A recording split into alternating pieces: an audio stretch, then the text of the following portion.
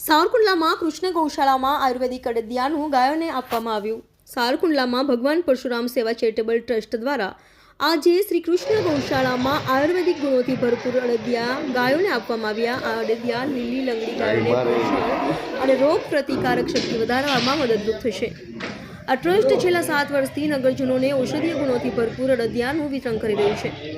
આજે તેમણે ગૌમાતાની સેવા કરવાનું નક્કી કર્યું અને ગૌશાળામાં આયુર્વેદિક અડદિયાનું ગાયો માટે પોષણયુક્ત આહાર મળી રહે તે માટે ગાયોને આપવામાં આવ્યું હતું। આ સેવા કાર્યમાં ટ્રસ્ટના જિગ્નેશભાઈ મહેતા, મુકેશભાઈ જોશી, શૈલેષભાઈ મહેતા, આશીષભાઈ ભટ્ટ, જતીનભાઈ ઠાકર, જયેશભાઈ પંડ્યા, રાજુભાઈ મોરીસાગર, સતીશ પાંડે અને અન્ય ભૂદેવ મિત્રો આ સેવા કાર્યમાં સક્રિયપણે જોડાયા હતા।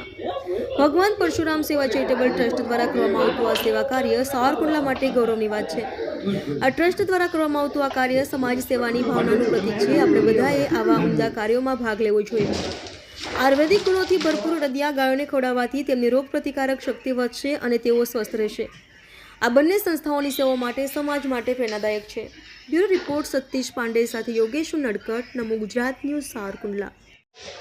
દેવળા ગેટ શ્રી કૃષ્ણ ગૌશાળા સાવરકુંડલા।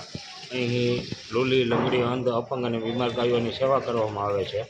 101 જેટલી ગાયો અહીંયા નિભાવ કરવામાં આવે છે અને સાચવવામાં આવે છે અને રાખવામાં આવે છે। એમની બધી રિલેટેડ ટ્રીટમેન્ટ ને એ બધું કરવામાં આવે છે। આજે ભગવાન શ્રી પરશુરામ ચેરિટેબલ ટ્રસ્ટ સંચાલિત યુવક મંડળ દ્વારા આજે અડદિયો ગાયોને ખવડાવવામાં આવ્યો છે। એ બદલ એ લોકોને ખૂબ ખૂબ અભિનંદન। તેમજ અહીં જે ગાયો છે એને મકર સંક્રાંતિ નિમિત્તે બધા આવી રીતે દાન આપે એવી અપેક્ષા રાખીએ છીએ। જય પરશુરામ।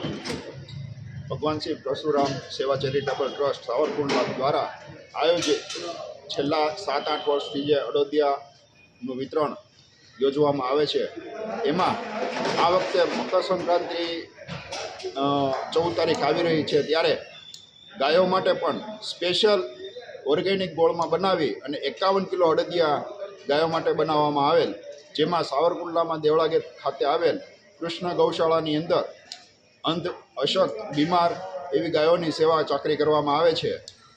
મકર સંક્રાંતિના દિવસે એકી સાથે બધા દાનપૂર્ણ કરી અને ગાયોને ખવડાવતા હોય તો ગાયોની તબિયત પણ બગડતી હોય છે। તેથી આ યુવક મંડળ દ્વારા 2 દિવસ અગાઉ જ 51 કિલો અડદિયા બનાવી અને આ બીમાર અને અશક્ત ગાયોને ખવડાવવામાં આવેલ છે। આથી હું જાહેર જનતાને એક નમ્ર વિનંતી પણ કરવા માગું છું કે તમે એકી સાથે મકર સંક્રાંતિના દિવસે દાનપૂર્ણ ન કરતા 2 દિવસ અગાઉ કે 2 દિવસ પછી પણ જો આ રીતે દાનપૂર્ણ કરો તો તેનું પૂન પણ તે જ દિવસના દાનપૂર્ણ કર્યા બરાબર મળતી રહેતું હોય છે। તો 2 દિવસ અગાઉ કે 2 દિવસ પછી દાનપૂર્ણ કરી અને આવી સેવા કરો એવી મારી નમ્ર અપીલ છે। જય પરશુરામ।